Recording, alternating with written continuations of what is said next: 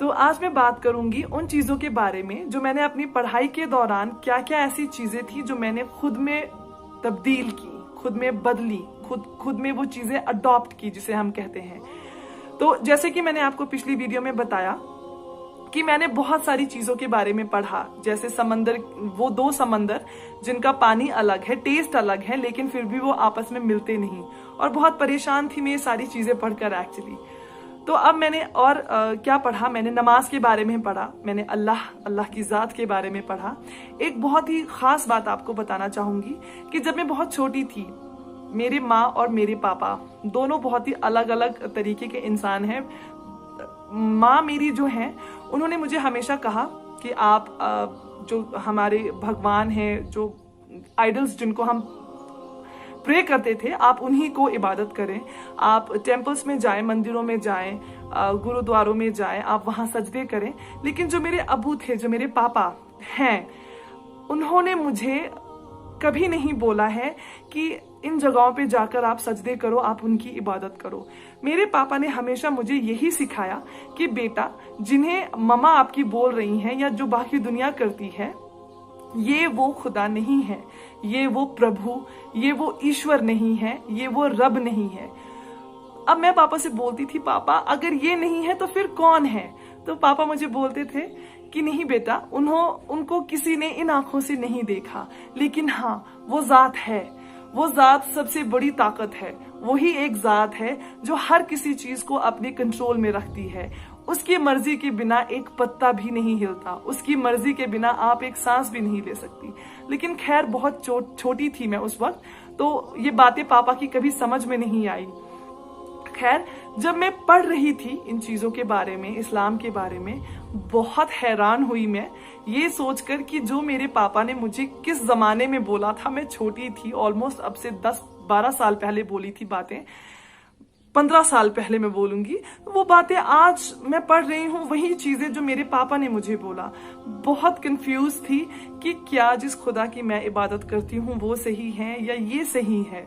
तो आप समझ सकते हैं, जब कोई इंसान ऐसी स्टेज पे आता है, माशाल्लाह जो लोग पैदा हुए हैं मुसलमान घरों में, आपके माँ, आपके पापा, अबू जी, या घर का माहौल, या आप जब छोटे छोटे होते हैं आप सभी मदरसे जाते हैं, बेसिक कुरान आप सीखते हैं, बेसिक दुआएं सीखते हैं, तो आपको ये चीजें बचपन से ही मिलती हैं।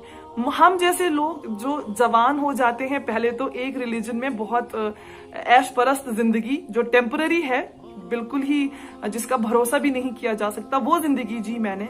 और अचानक से फिर मेरे सामने एक सच खड़ा आ होता है, पता है कि वो सच है, लेकिन यकीन करना मुश्किल है।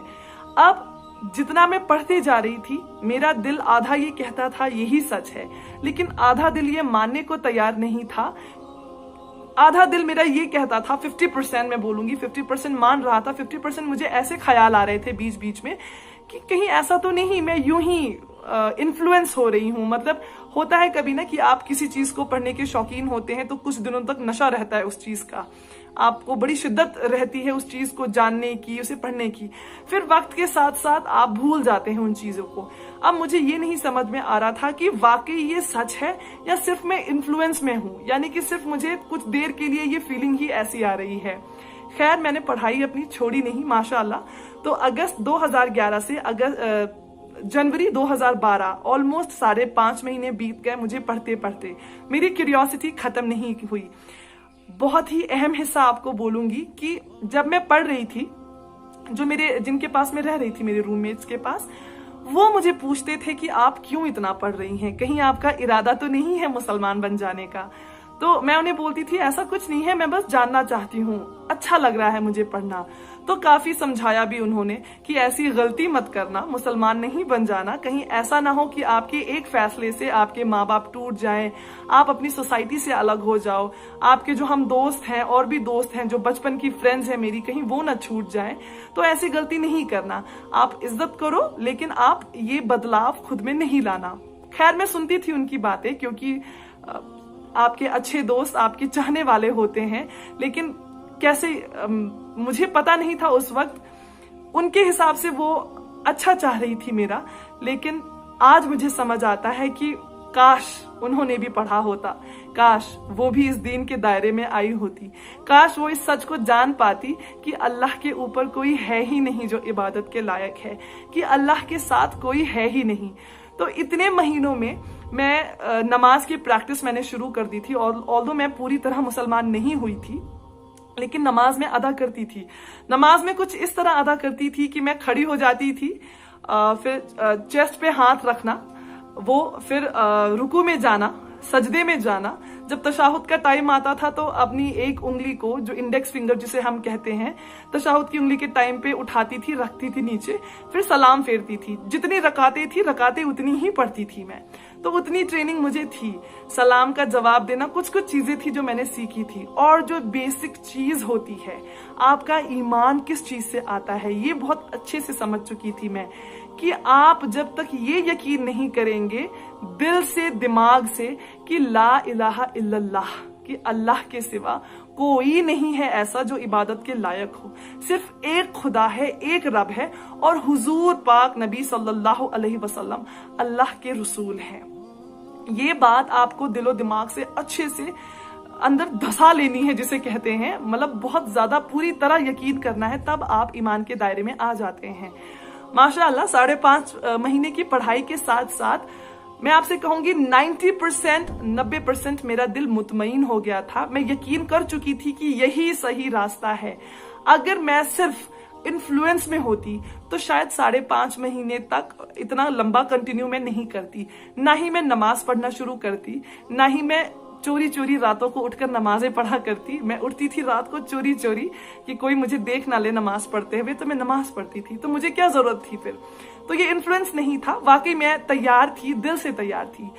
अब जो 10% मैं कलिमा कबूल करने को तैयार, जो शहादत लेने को तैयार नहीं थी, जिसे हम कहते हैं कलिमा पढ़ लेना और उसे कबूल कर लेना जाती तौर पे, मतलब आप किसी के सामने पढ़ें, किसी को गवाह रखें, या चलिए कोई गवाह भी ना हो, तो मैं लेकिन इस चीज के लिए रेडी नहीं थी। मुझे लगता था कि अगर मैं मुसलमान बन गई, कहीं ऐसा ना हो मेरे घर वालों को पता चलेगा तो पता नहीं क्या हो जाएगा, मेरी पढ़ाई छूट जाएगी, मेरा खर्चा बंद हो जाएगा, मुझे घर ले जाएंगे, तो बहुत सारे डर होते हैं।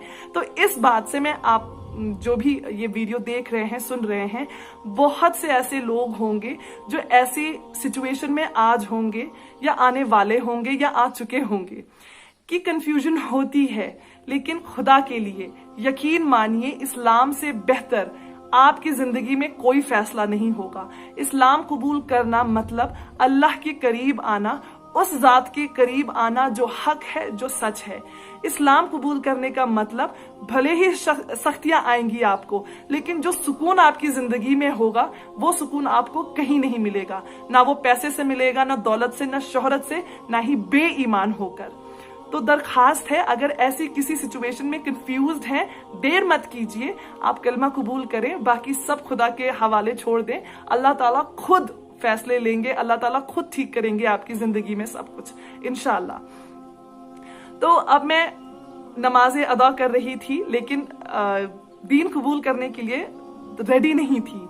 मेरा दिल डर रहा था, मैं डर रही थी, खोना नहीं चाहती थी, क्योंकि हर किसी के लिए बेशकीमती रिश्ते होते हैं, अपने माँ बाप, भाई बहन, दोस्त, रिश्तेदार, जिनके साथ बचपन से लेके आप रहे होते हैं।